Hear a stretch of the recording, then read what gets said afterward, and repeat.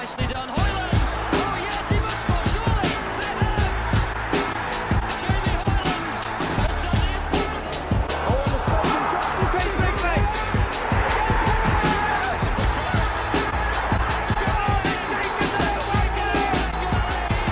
Chris Hussey's got space to defend. Hussey inside the box, tries to square it back, an opportunity. It's there for Tom Zorn, and Berry take the lead! Well, here's a crowded base for the very important goal there. He's got the right foot. It's shot! Oh, what a big goal! And still, the mighty Shakers. Hello and welcome to the Mighty Shakers podcast, Series 3, Episode 2, a podcast for Bury fans, by Bury fans, where everybody is welcome to listen, even Noel Gallagher. This week, it's just me and Mike. Hello. Everyone's bailed on us after, Armin turned up for the Danny Mayo one last week, and then he's not interested now, he's gone playing golf instead. And Leach is too busy flirting on Instagram. And Leach is too busy flirting on Instagram. I hope his missus doesn't watch or listen to the Mighty Shakers podcast.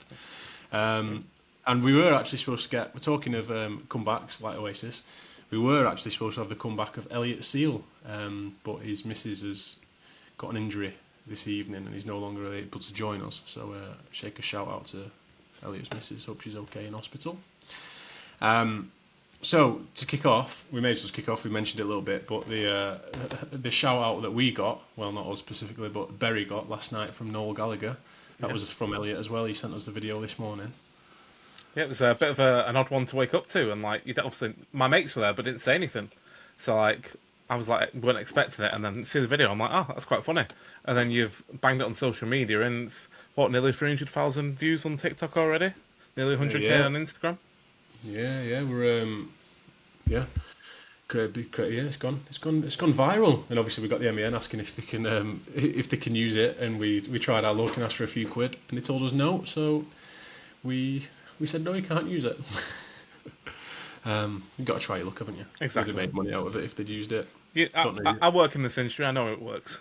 Yeah, that's what I mean. I'll leave you to do the bargaining and advise on how much content is worth, but. Anyway, yeah, it's funny getting the shout out. I saw somebody reply on Twitter or something like that saying I think he does that at a lot of his gigs, Noel Gallagher. When he asks people to do Poznan or something, they say no, and then he just slates the local football team. So nice. I'm sure there was no malice really in it towards Bury, because obviously he knows that Bury are miles better than Man City, and it's taken him how long to equal our FA Cup record. Yeah, and he might still be upset from the 90s Paul Butler. Yeah, so we can let him off. But as long as he doesn't do it on Sunday night when I'm there. And I might actually wear my Bury shirt for that as well. Nice. Which I'm not a doubt he's going to see me and call him out. But we support the Shakers, don't we? So the fixtures came out today, didn't they? Yep, fixtures came out, 2 o'clock. Yeah. Which one were you looking for? Which date, or was there a team that you were looking for first that you were getting? Obviously, the first one's going to be the first game of the season. You want not every game's going to be tough because obviously everyone thinks the Bury's Cup final, blah blah blah. I've heard it all before. We don't need to go through that. But the first game is Newcastle Town at home. I think that's a really nice one to start. I believe they finished 14th last season, so it'd be a good test for us against a mid-table team from last year. Not too sure how their recruitment's gone, but how we can stand up to that test. Obviously, first home game last year against Earlham's quite slow, new pitch. This time it would be completely different. Hopefully a nice big crowd on August 9th after the South Liverpool game in the FA Cup the week before. In terms of the fixtures, obviously the main ones you look for are the Boxing Day, New Year one, because you want to be starting planning where we're going. And it is Clitheroe at home on Boxing Day, Stalybridge away on New Year's Day. And then obviously the last game of the season is Everton Collieries. And I wanted that to be earlier. And I know their manager wanted to be early because obviously you spoke to him. But that is the closest ground to my house. So I was I was hoping for a little Boxing Day one maybe. But no, it's last game of the season. So promotion barbecue at my house when it comes to it. We might already be promoted by then. Wishful thinking possibly. I think that Atherton won because I think obviously they're building a decent team, and Mike Clegg's been there and done it before, so they're likely to be up there, you'd expect. So you would have liked that earlier. That's what he texted me back when I texted him about it. He said would have liked it to be earlier, and that game against them as well in November, end of November time. I feel like that's I mean, I'm talking as if like we're both going to be first and second in the league without like a ball being kicked, and then probably come back to bite me on the ass. But that type of game around that time is like teams have got into a rhythm, haven't they? And teams are starting to play well, like probably like similar to Rams bottom last year, and that'll be a big game. I'm a bit disappointed that the Staley Bridge away fixture is on New Year's Day.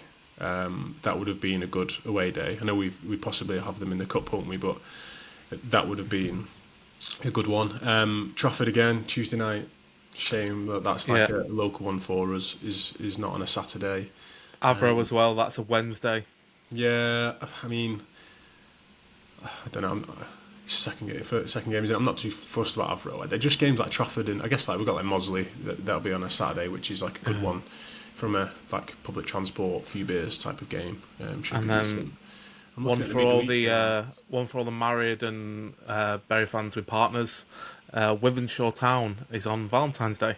It is. You can tell that Mike's just got married, by the way. That he's looking out for that one straight away. Well, so are you and Will. You and Will were there in the chat. Mrs. Henson will be coming to Wythenshawe Town away with us. She'll hate it. It'll be maybe we make that as a bring your missus to the game day, or Mr. Bring your partner. Yeah.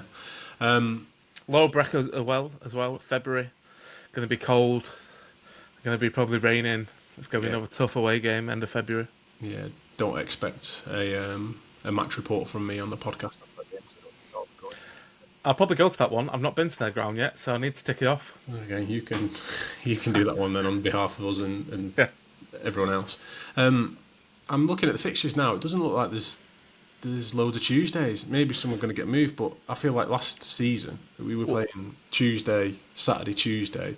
We've obviously got still a few midweek games in August, but we were playing back to back until October. It felt maybe. I feel like it's just a little bit better structured because obviously there's less of them cups as well. So like league games wouldn't get moved. So like most of I can't remember what we finished on this year, but obviously we finished a bit earlier compared to this league. But yeah, there's 1, 2, 3, 4 Tuesday games. Yeah, there's midweek. Yeah, there's like one.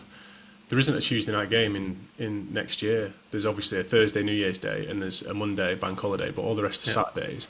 And obviously moving into this division, there's teams further afield like Sporting Calcio, Wolverhampton way. So I was thinking if we get one of these teams on Tuesday night, it's grim. But we don't. We've got Tuesday night fixture. We've got Trafford away, Runcorn at home, Wythenshawe Town at home. And that's it. And Avro away's on the Wednesday, yeah. Avro away. So I think we've done pretty well out of fixtures, really. I couldn't tell you if we've got a tough run in or not. Congleton and Atherton. Congleton will be tough. So there's probably 2 games that are going to be tough in April, but I guess Runcorn as well, actually. But I think they've had to do with witness players, haven't they, Runcorn?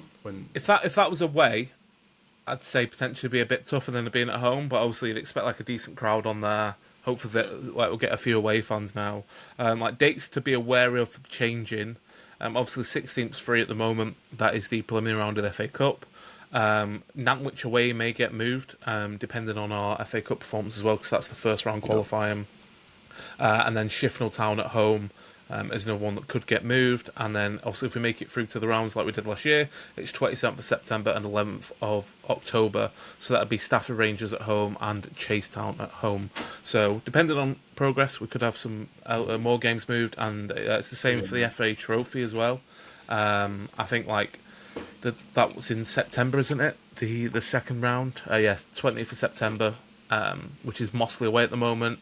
And then it'd be the 4th of October, and then the first proper round's the 25th of October. So, a few rounds to get through before we have to worry about that. But just one to be on the calendar in case anyone booking trains and whatnot, depending on cup progression.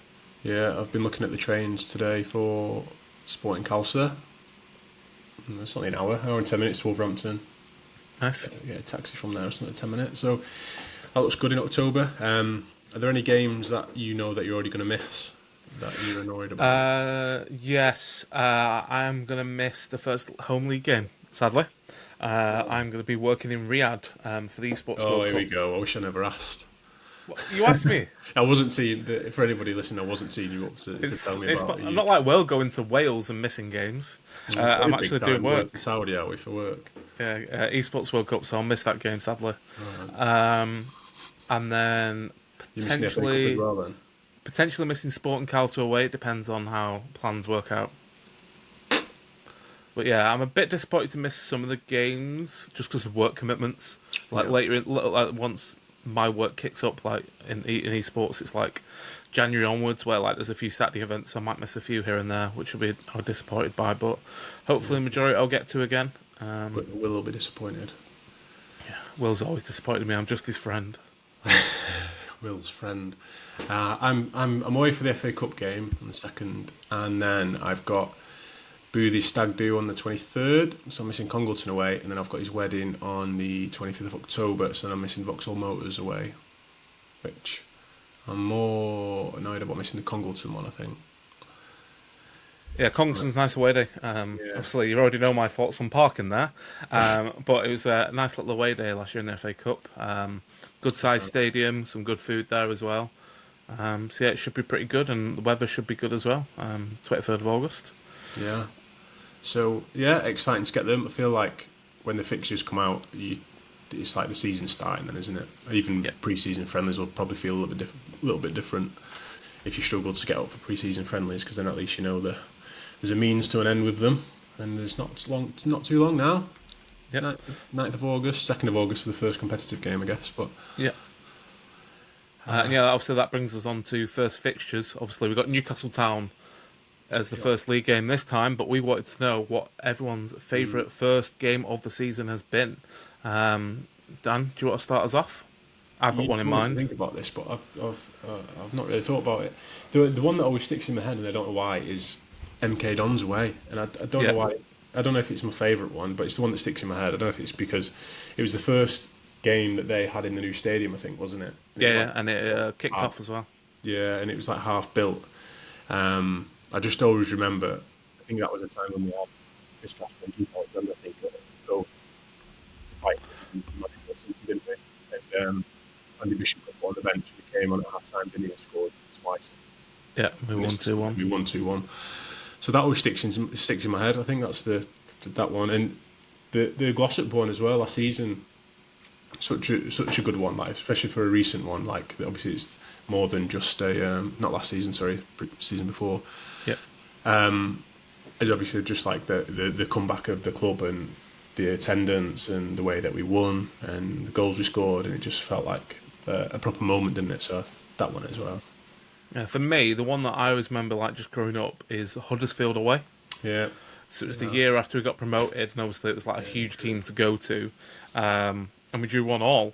Ryan Lowe scored that goal where he sort of pins his defender, and then I think it was a weak foot finish. I just remember being on the coach and just like really buzzing for it. Like, I think it was what year would it have been? 2011, so I'd been 18 at the time. Like, excited to get to these big grounds after watching sort of Morecambe and all these talky and terrible grounds. And yeah, I think it was. I think we were unlucky that day as well. Like, we played really, really well.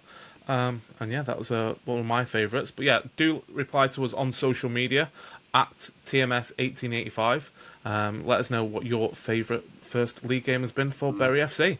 I do have a memory about that game, actually, and he probably won't be listening, so I can tell it. But Greg Cooper ran on the pitch when we'd scored. Like, well, not ran on the pitch, but just go over the side or whatever, and he got arrested. So we were 1-0 up, and we'd got on the train. I can't remember how we got there. I must have got the train, and we were in Bury. We were in the Peel, and he'd finally got let out, and he came in, and he thought we'd won. They told him that we'd won 1-0, and he got all the way back to Bury, and it must have been about 11 p.m. at night or something. He'd come in, and he was like buzzing that we'd won 1-0, and we were like, no, we drew 1-0.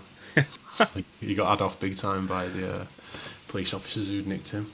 But yeah, because I remember the goal from Lowe was quite late on as well, wasn't it? So I thought it was early. No, I think it was second half. It was in front of the Bury end. Yeah, so I remember in that first half we should have had a penalty, I think. Because I'm sure like one of our players got took out by the keeper. It was a long time ago. It was 14 years, so we'll have to do some YouTube highlights. But yeah, that was a memorable one. I'm trying to think what other ones from like the Football League. I remember like getting absolutely battered by Bournemouth in that half and half kit. Also, they went on to do great things. recent years before expulsion, like I remember we lost against Port Vale at the start of the year. Yeah. We lost against Cheltenham. Yeah, so hopefully it's not that case this time around. We get a win. Yeah, fingers crossed. Did we win first game of the season last season? No. Drew. No, we were away. We drew 4-4, didn't we, Squires Gate? Oh yeah, Squires Gate, yeah.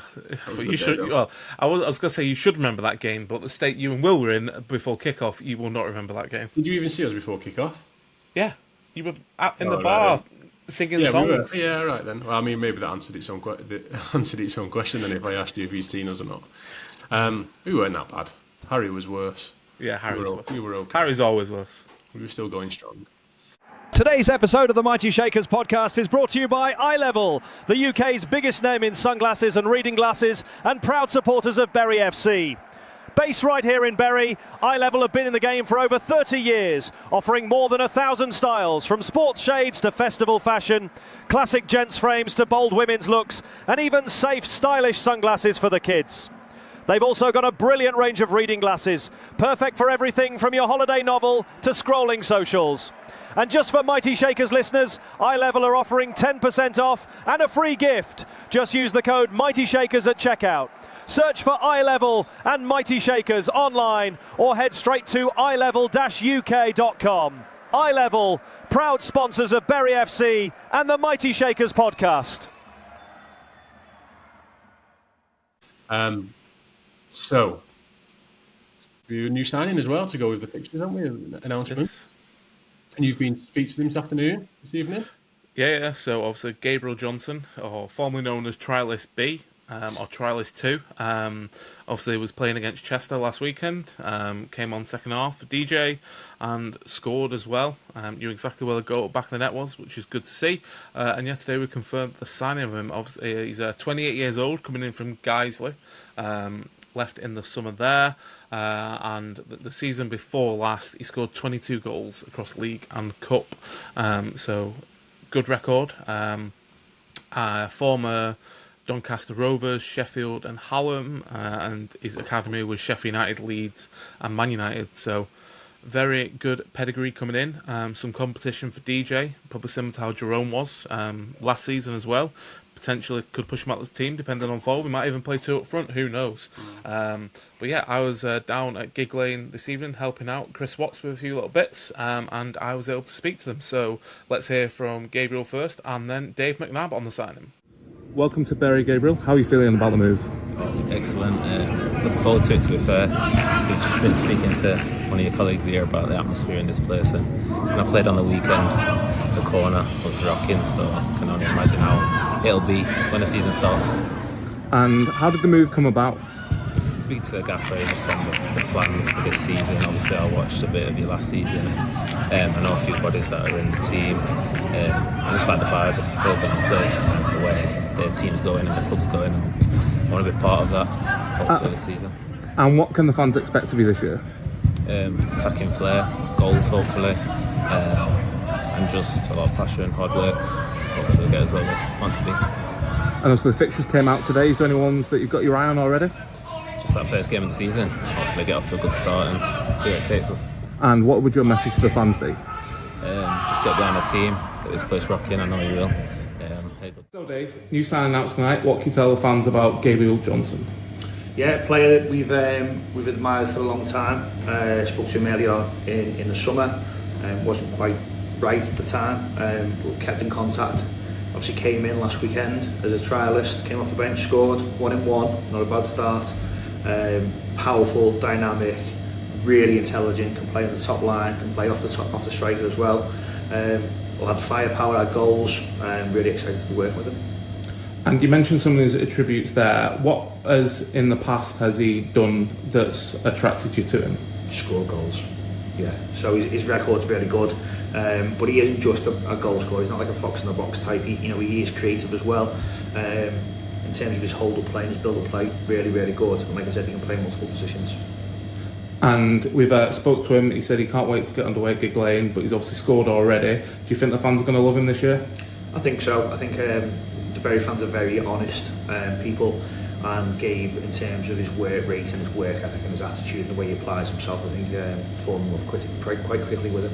Perfect. And can we expect any more business? Yes, definitely be at least one more. Yeah. So that was interesting how he ended then, wasn't it? Saying that there's definitely going to be one more player coming in.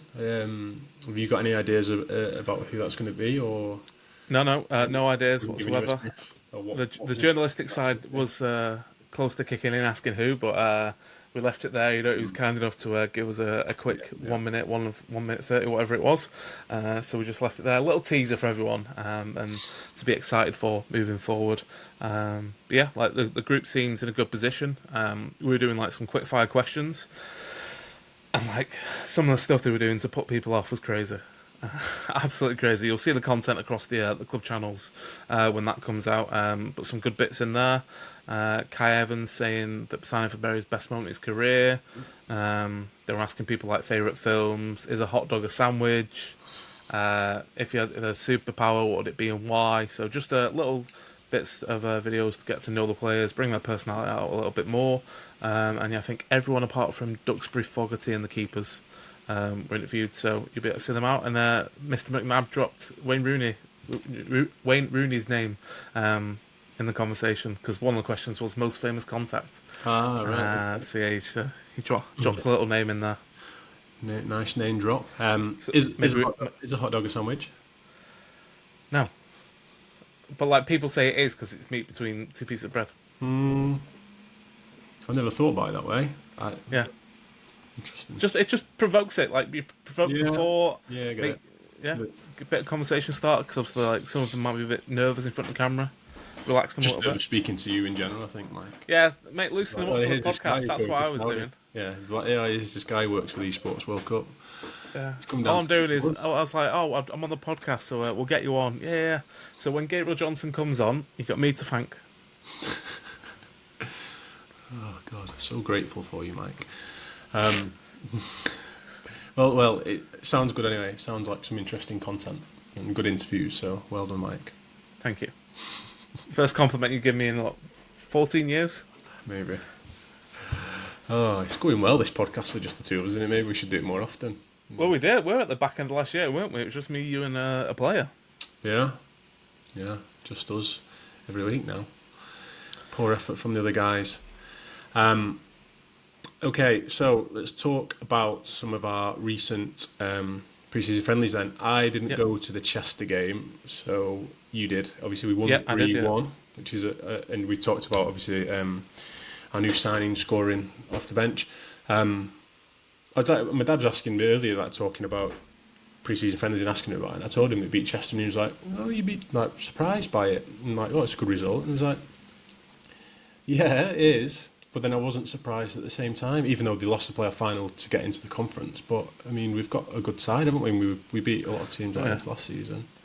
Like again, it's a good result and it's a good confidence boost. But like, I think we mentioned it on last week as well. Like, if we don't win our first game of the season, it doesn't really matter, or don't win any of like the first three, it doesn't really matter. So like, as long as the players getting comfortable with the Gig Lane pitch and comfortable with each other and settling nicely, playing in front of the crowd and whatnot, that's the main thing. But ultimately, it was a good game. Like, I thought Chester set up really nicely. They had a tall lad in midfield. I think his name was Bainbridge.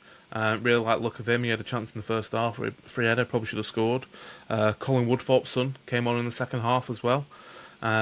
Plays exactly like him, like same sort of stance and everything, left-footed at the back. But yeah, overall it was good result. Obviously, DJ getting a couple. One being a penalty, and yeah, I was really impressed with his first finish as well, taking it around the keeper from that through ball. And then I can't remember who played the ball through to Kai Evans, but that was a really nice pass. Chester thought obviously Pedro was going for it, but Kai Evans burst through and got ahead of the defender, so he looks like a really nice addition. Also, we praised him quite a lot recently. Good penalty from DJ again, just absolutely hammer it down the middle, and then yeah.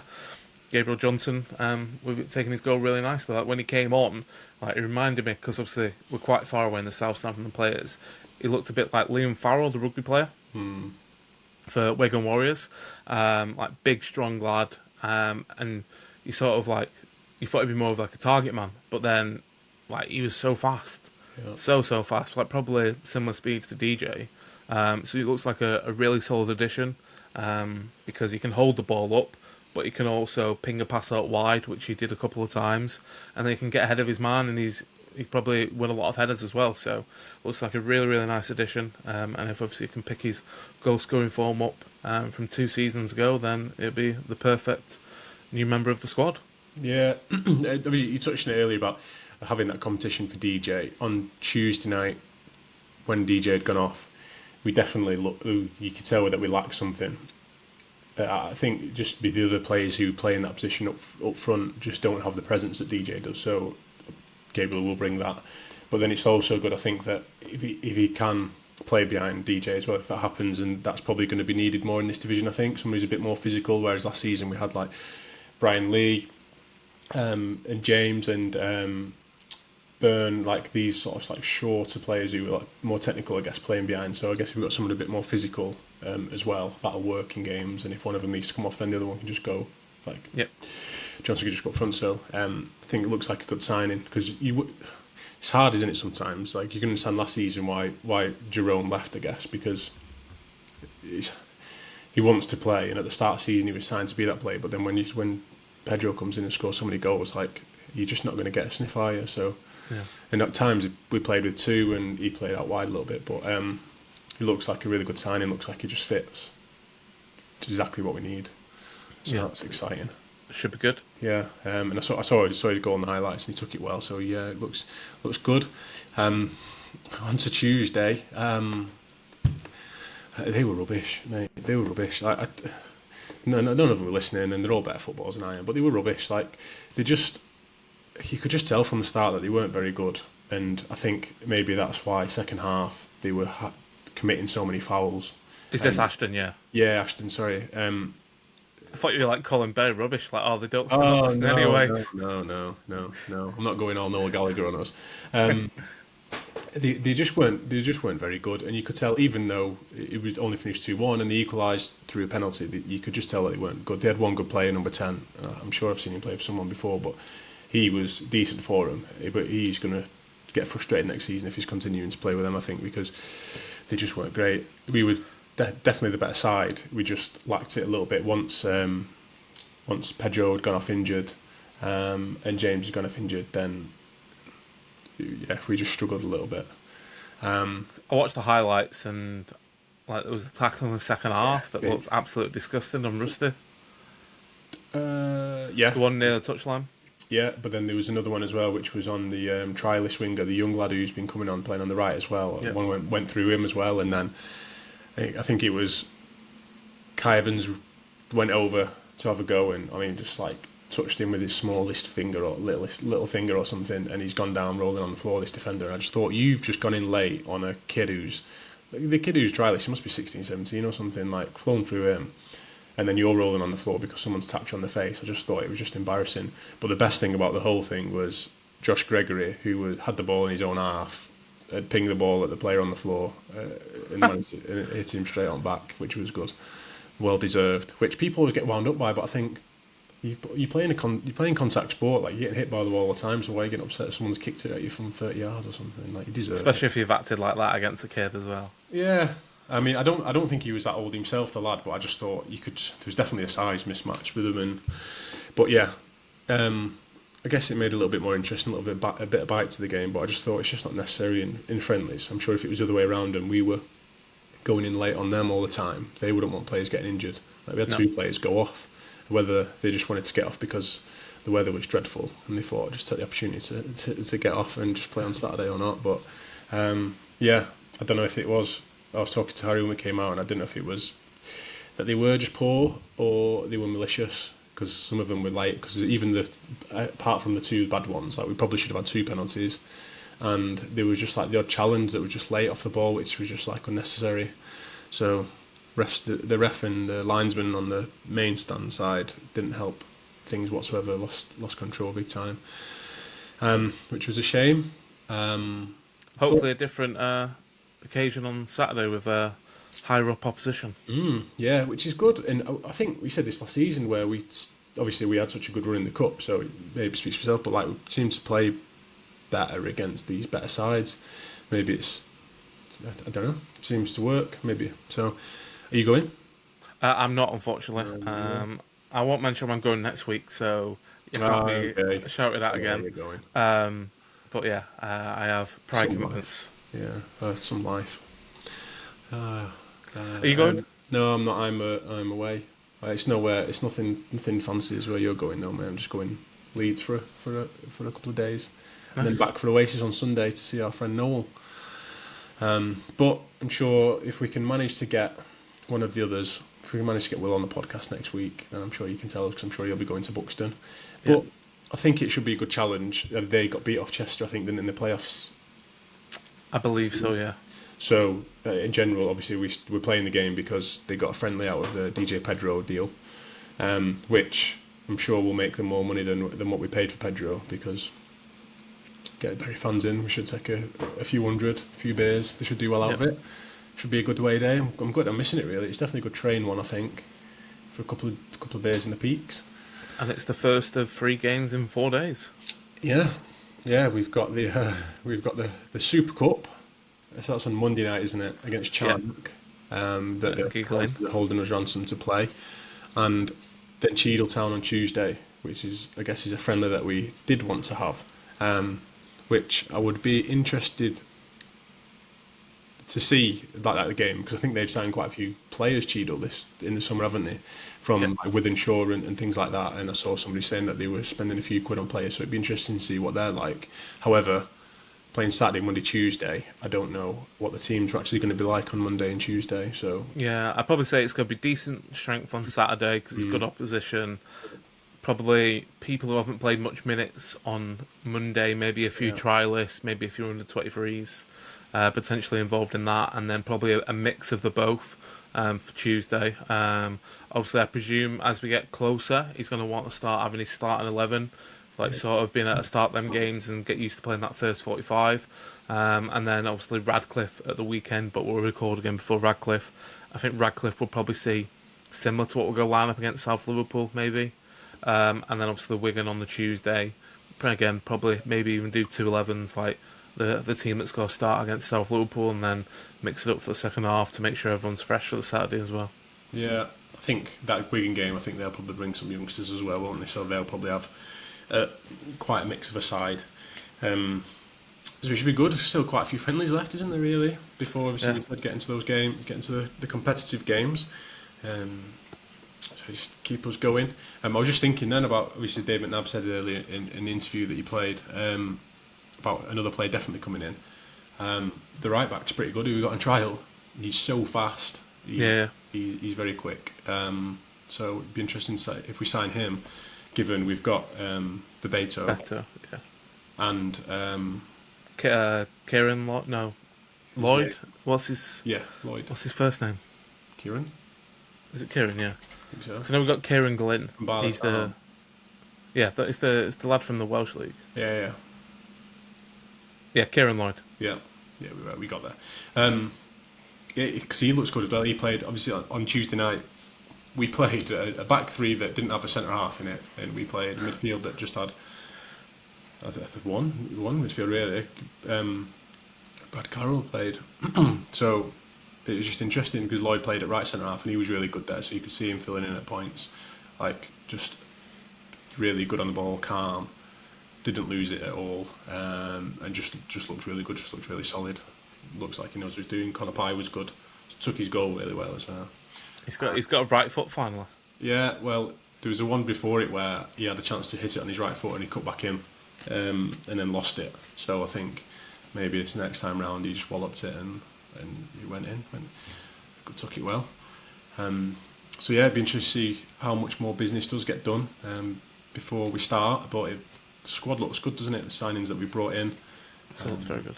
And they've gelled quickly. Like I could see that tonight. Like there's not like little pockets of like players off with each other. It's like they're all as like one squad. They're all laughing and joking with each other, all getting along. So it's great to see so early on in pre-season that they're doing that already, and it can only be good for us in the long term. Yeah, it seems so, doesn't it? And I think Robinson, they all look pretty good to be fair, because I think Spooner didn't even play on Tuesday, but Robinson played on Tuesday and he looked good. Yeah. So yeah, it looks like good additions all round. And it's exciting, isn't it? Very exciting. We hopefully have another promotion push on our hands.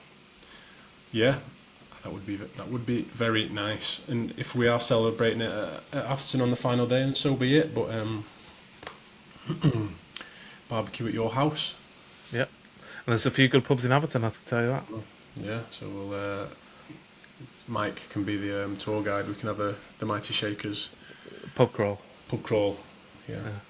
And we'll all finish at Mike's house for a barbecue. Okay, we covered everything, I think, haven't we? Yeah, pretty much. We've smashed it. Like, it's a nice, easy episode for everyone to listen to. Yeah, hopefully nobody's tuned off by now. And obviously we've got Buxton on Saturday, so everybody who's going there, obviously myself and Mike won't be there. Enjoy it. Have a few beers. I think it's going to rain, though, sadly. The weather looks like it's turned a little bit. But thank you, everyone, for listening. Thank you again to our sponsors, AC Ventilation, BIMTech Engineering, and Eye Level Sunglasses. And we will be back next week with another episode after our 3-game weekend. So enjoy. With a special guest. With a special guest. Yes, with a special guest. So look forward to that one. Thank you, guys, and up the Shakers. See you later.